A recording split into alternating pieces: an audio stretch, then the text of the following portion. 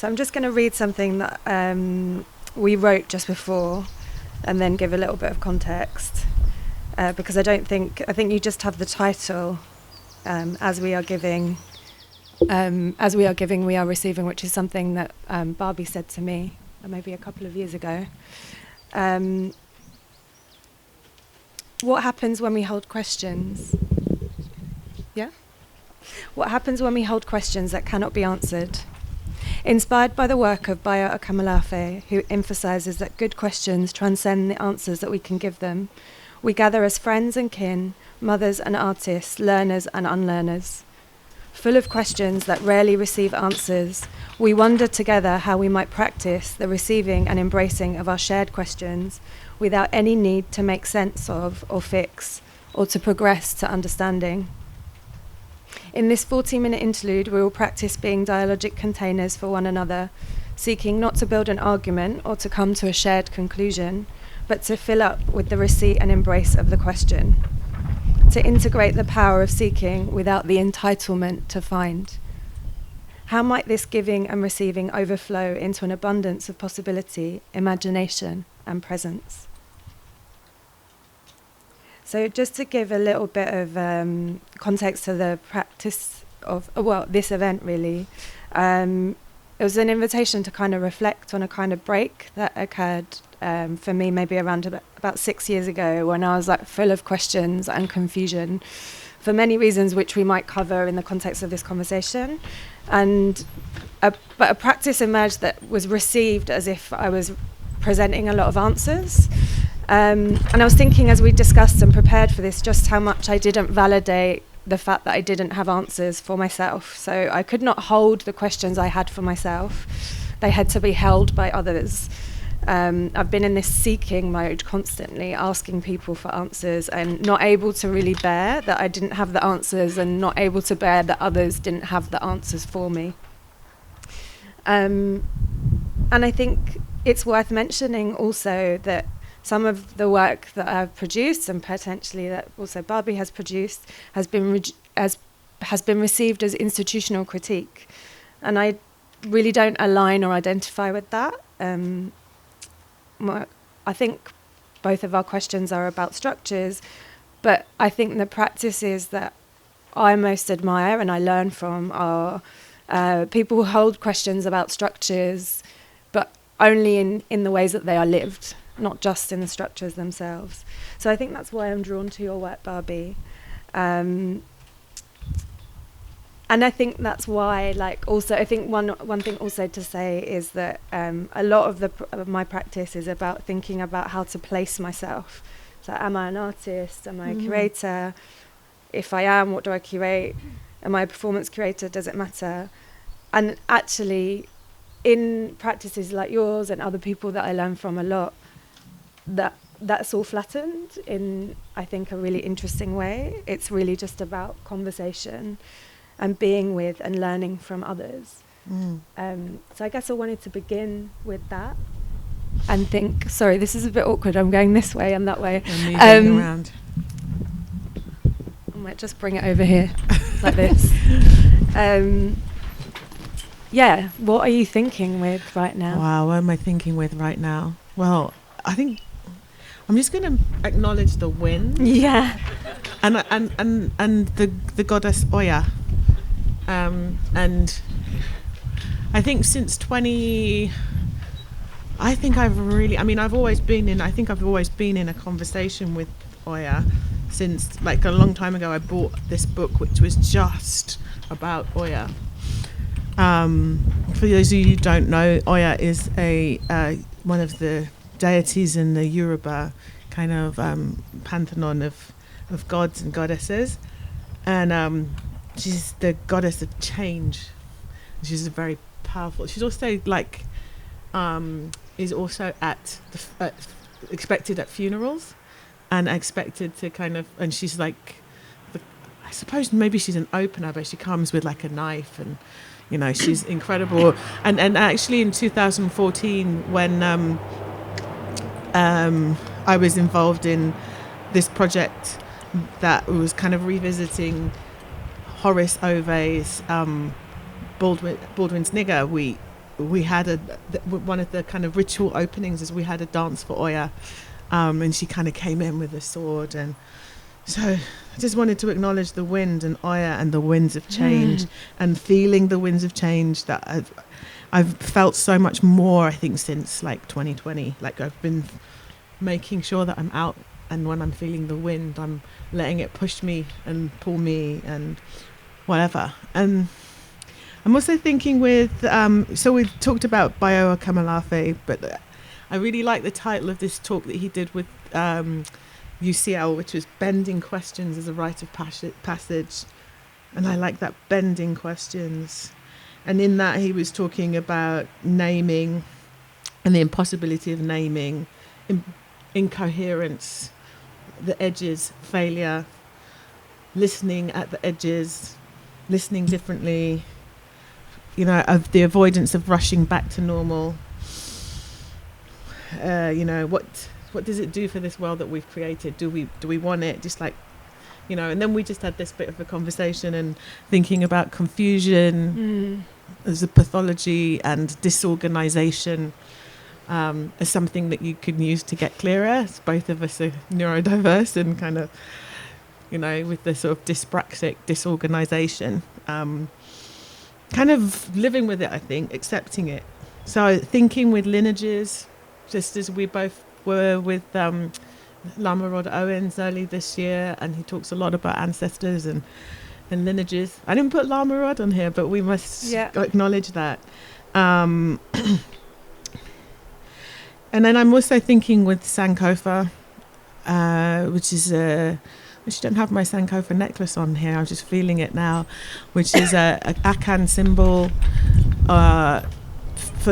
like philosophical symbol of a bird that's looking back, taking an egg off its back, and it's thinking about like it's not taboo to go back and collect things or go back and get it, but also in everyday language of Tui and Fanti that my mum and dad speak, this idea of Sankofa is like it's like just get up and go and get it. It's a very everyday thing for me. It's not always about memory.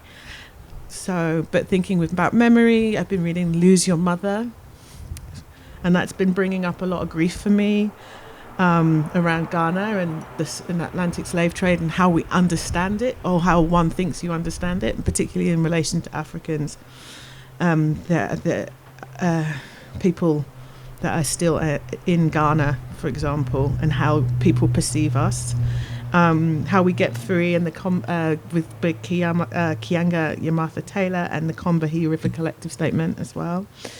My Pan-African feminist auntie Amaata Edu, especially mother. She's also a mother and troublemaker, and especially her books, Our Sister Killjoy, which makes a reflection on Europe, like with the black-eyed squint, like looking back and thinking about what Europe in the kind of colonial relationships. And then a few songs, Missing Words by The Selector. I don't know what I'm thinking, that missing words thing. Private Life, the idea of, which is Grace Jones, I've been thinking a lot about private life and how life is so, we talk about privacy, but also privatized in terms of those little families and that kind of not community. Doug and Jean Khan's album Revelation, Perception by Fertile Ground. I've been thinking with my students, who are just wonderful and just kind of really pushing, even after, we're in crazy strikes at the moment, in a dispute at Goldsmiths with the SMT, but also they're still pushing, they're still showing up. My friends, I'm just going to say their names because it's also important. Faluke, Gail, Nadia, Rambisei, and Saya. These are some of these friends that I've been really thinking with. My ancestors, and particularly I was called, Saya, who's a friend of mine, is a shaman, and she was called to connect with my father's side, which is something I don't do, and I think we just lean towards mothers sometimes, particularly if there's been a rupture. Reiki energy and shamanic practice. I'm a Reiki master as well. Heartbreak and grief. Had a lot of loss this year. Intuition. Daily ritual practice. And then I wanted to just kind of end that little bit by just thinking back to Bayo Akamalafe and the piece that he wrote, which was called I, Coronavirus, Mother, Monster, Activist. And just the opening of the essay, and he says, this essay is an experiment in speculative fabulation. It reframes the telling of wild facts. Think of that as journalism into the feral conditions and the magnificent terrains that make facts, as we have come to understand them, possible. Like most offerings in this genre of post-humanist literature, the aim is to shock you, the reader, author, into noticing the world differently. And I really love that reader-author. Like, you're a reader, but you're also an author. Into touching the scandalous fugitivity and plausibility of the impossible. Noticing the world differently can have material consequences that could be the difference between taking care and perpetuating paradigms of oppression and needless suffering. One of the central questions I ask with this essay, if this is indeed a war, do we really want to win it? What if winning is the worst possible outcome we can imagine? Do we want to come out on top, stamp out this viral enemy, and restore agency to the cold, ossified tentacles of the familiar? And are we sure this disruption is not what we want? What we cried for in unvoiced ways? Should we not treat this opening as our grand marinage, our fugitive departure from exhausted cotton fields? Jemma, what are you thinking with? Thank you for that question, Barbie, and for all of the things that you are thinking with. I have some things here which are kind of a reminder to me, actually, because I'm thinking with, as I said in the introductory bit, about my need for answers and my desire and potentially repetitive, like the constant seeking, that I've been in this mode of seeking and this need for integration. And these are all things that have been given to me in the last year by friends, by loved ones. I haven't always understood what I was receiving when I was given these things, and now I'm looking at them, and when I put them in my bag before I came here, I was thinking about these things as things that were given to me instead of answers, and they are things that allow me to seek without expecting return of answer. So I'm thinking with that. There's a quote that I read when we were in retreat with Lama Rod together. I was reading Dion Brand's Map to the Door of No Return, and there's a quote from Derek Walcott, which is, "Pray for a life without plot, a day without narrative," which I've really been thinking about because I'm a writer and I've written so much, and part of the practice of the writing of my last research was also writing to people and wanting an answer and wanting words that I found satisfactory in return, and just really thinking, actually, maybe that's not what the story is. Maybe the story isn't the answer that I want. It's something else. And I think there's a lot of grief in this when realising that there's, and this is something that you have touched on as well, that there's no real shared understanding of we, as you will probably return to in a moment. But I know that sounds really naive, but it hurts so much right now that isn't true. And it continues to hurt, actually, in lots of parts of my life. I'm thinking about abolition geography, specifically the question, just a simple question, why is this happening here? I'm thinking about many people in the last few years having asked me if I'm related to Jemma Desai, the Grumwick organiser, and the conflicts that I have with lineage. In relation to that, I'm thinking about the history of my home, where these ayahs, these colonial era nannies, lived. I'm thinking about what it means to live with those spirits. I'm thinking about the idea of undoing everything and Ruth Wilson Gilmore's idea of like being deliberately everythingist, that everything is connected. I'm thinking about Ruth Wilson Gilmore's life in rehearsal along with like other friends. Sivanandan's reframing of the political and personal, that he says that the political isn't personal, but the personal is not political, but the political is personal. And I think I'm thinking a lot about research as ceremony, Sean Wilson's idea of research as ceremony and ritual and repetition, and how that intersects with practice. I'm doing a practice-based PhD, and I'm thinking about praxis. I've just found out that I have dyspraxia.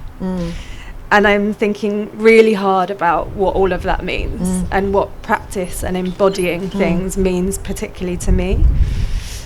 I'm thinking about circles. So I kind of want to end there and circle back. We had this, funny that you talk about that, because I was just looking at, we had that question, it's like we draw circles of articulation around our stories and subjectivities in our work to demarcate our circles of belonging.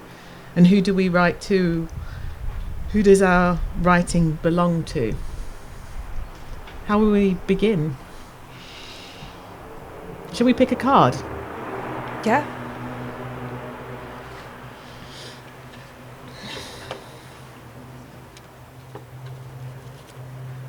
There's one just sitting up. I can put that back in. I think it's kind of something that I actually also do with my students quite a lot, is like we do readings in the critical studies classes, tarot readings, which they were really like, wow, she's doing tarot readings as theory. It's a form of theory, you know? It's trusting yourself, right? Right. I think that's what I've learned, is that you have the answer inside you. Yeah. So I think it's like this thing about seeking. I was really in this in Dartington, in October for an event, and Alexis Pauline Gums uses her books as oracles. But it was really interesting because somebody very famous walked out of this thinking that this oracle kind of thing was not theory, you know, was not kind of robust enough to be something. But it was just such a powerful experience for people in that space, and that these kinds of knowledges are kind of discounted as like not being anything that's wonderful. I think we should both pick one. Yeah. Right? Shall I offer to Yeah, you? that would be good. This one is calling. Oh, interesting. What did you get? Good fortune. I got relief, Okay. which I think is really interesting. Really interesting. Perhaps we need to think about relief a bit. I think that is something to... I guess I want to answer that with a question, actually. Sure. Of what should relief feel like? What does it feel like to you? Well, I'm going to have another question. Well, what are the consequences of silence? What would we say if we could?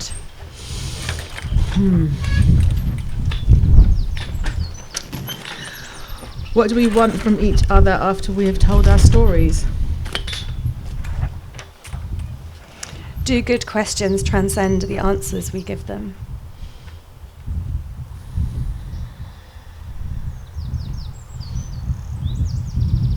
Well, are you sure you want to be well? Are we sure we want to be well? How will we hold each other without answers? Can we live without those answers? Who's the we?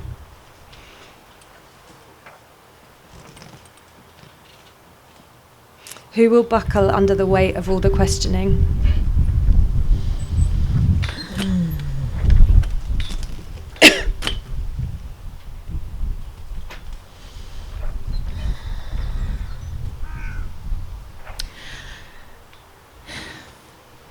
Can we engender new futures from the totalizing impulses of old frames? I'm calling these questions from a good friend of mine, Karen Salt. She's a follow-up question. And where and how can we hold open the potential that this revisioning offers as we move, migrate, and grapple with the many presences, invisibilities, and visibilities that meander through our worlds? What does it mean to do criticality and remain whole in unjust space?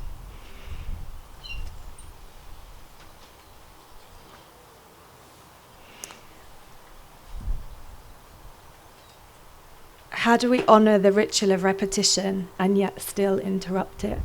And with this, I want to offer, which I didn't offer before, that there are many questions on this table in this vessel, and there are many pieces of paper here. So in lieu of a question and answer with the group, we offer that maybe in the comfort break, you may take a question, but as you are taking the question, you're also leaving a question. As an offering. Yeah.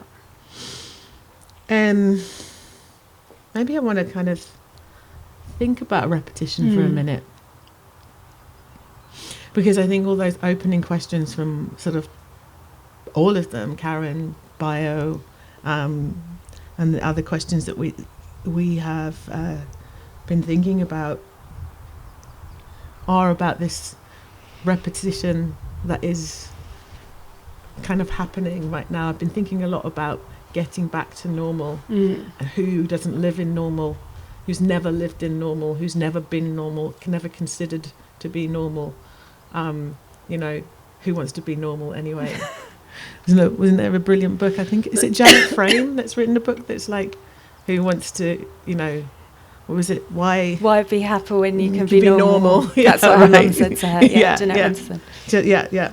I mean, why would you want to be normal? But then I'm also been thinking a lot with this kind of compelling thing to get into the normal life post, well, not even post pandemic really, but in the kind of endings maybe of pandemic, and that idea of getting back to normal, and some of the kind of horror that's I can see in that kind of normality, the horror that kind of thinks it's okay to like remove refugees and take them to Rwanda, the horror that is, people, the rising cost of living, the horror that is that kind of not having healthcare, the mental health that people are suffering, the amount of deaths that people are experiencing, relationship breakup, all of this is so, to me, is it's the rupture. Maybe there was another question, I think it was like, because how do we honor it, or and I'm wondering whether we dishonor it. How do we dishonor this ritual of repetition, to interrupt it, because it's doing it to us all the time, right? It's like, our lives are being onslaughted on, and we're still trying to kind of come into all the systems and institutions and all of those things to somehow keep the whole wheels of capitalism, even if we think we're not involved in it, turning. Right? Something I've been thinking about. So for me, repetition is so much of the problem that we're in. Such a lack of imagination, and I'm wondering where our imaginations are to think beyond and start to think through, and to not kind of default. I remember once doing this kind of thing for this very big organisation, and kind of coming in with an interruption, and having this group afterwards who were like really excited to come and work with me, and they're like, come on, let's go and do this thinking with Barbie, and they started really thinking kind of broadly, but they were all people, most of those people that arrived were people who worked for this institution, and very soon they fell back into that we, the we of the institution, the we that can't move beyond, and what if you know, like I could lose my job. That kind of moment, that kind of like, you know, that sort of, well, you know what? I don't know, maybe it's coming from me as a who's been a freelancer for a very long time until I've just recently got a job. That, and also just knowing people all the time, losing their jobs all the time, knowing people from my family that live on, you know, contracts. I know people, people in my family who've been deported but lived underground, you know, lived, that actually, maybe it's a question there, you know, how can we actually also sit with the precarity? And I think the what I hear actually, and what I've been thinking about, is actually about this sort of sense-making siege. This is something that I've heard Saidiya Hartman talk about when she talks about abolitionist poetics. That all around us is a sense-making siege. All around us is this kind of idea that someone is making sense of this world, of all the things that you've described that don't make sense. And someone tells you that it makes sense because of these reasons. Or habitually we have told ourselves that it makes sense. Well, we make sense of it. We normalise it, right? And so I guess I want to, because we're coming to the end, think about poetics, poetry, and think about that the ritual of repetition, that understanding of not knowing, words that can just sit there in poetry. And I'm trying to sit with that a bit and not write prose and maybe not speak prose, and have some discipline to that. So I wondered if you wanted to read a poem. Yeah, I've got one that I've written that I will read, but before I do that, I just want to put in some, you know, maybe poetic questions again from Bayo. What if the way we respond to our problem is part of the problem? What questions are possible today, which we've been kind of trying to think about? And what if the way we act actually serves to reproduce the same conditions we're striving to escape? Then we should just like leave that there. And I wrote the poem that I'm going to offer in conversation with June Jordan's on the loss of energy and other things.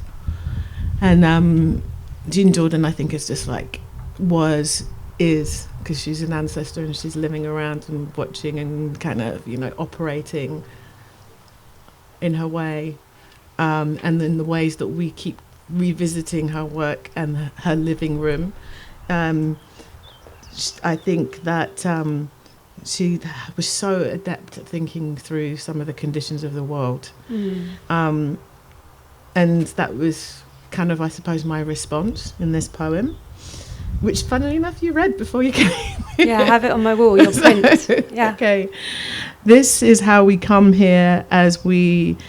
hang on, I'm going to do this. This is how we come here, as much as we know we are trying to be here and to cooperate, as much as we try to cope with the weather in this God-forsaken emergency, in this faker, this phony country that would rip the heart out of you and set it off, taking everything you've got, melting you, upsetting your planning, so you are not able to do what you need, so you die just a little bit, and you forget that you are not, that you forget that you are not to, you forget that you have dignity, you forget that you have a swagger and so much style, baby.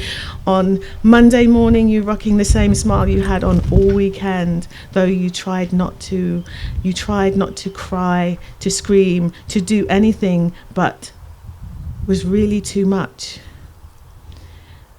You've coped with much more and received so much less than many expect to receive. And let's not start by attempting to predict the moment you die again, or the moment you start to realize you have nothing short of 1 in a million chance, baby. And perhaps that's a chance.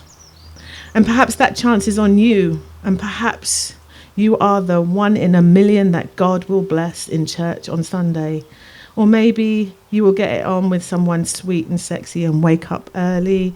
Or maybe you will wake up groggy and late and quit your job on Monday. I would like to read you Echoes by Audre Lorde. There is a timbre of voice that comes from not being heard and knowing you are not being heard. Noticed only by others, not heard for the same reason. The flavour of midnight fruit tongue calling your body through dark light, piercing the allure of safety, ripping the glitter of silence around you. Dazzle me with colour, and perhaps I won't notice, till after you've gone, your hot grain smell tattooed into each new poem, resonant, beyond escape. I am listening in that fine space between desire and always the grave stillness before choice. As my tongue unravels, in what pitch will the scream hang unsung or shiver like lace on the borders of never, recording which dreams heal, which dreams can kill, stabbing a man and burning his body for cover, being caught making love to a woman I do not know. Thank you. Thank Barby. you. We're making love. Yeah, as well. ending on making love. Thank you, Jemma. Thank you everyone for being with us.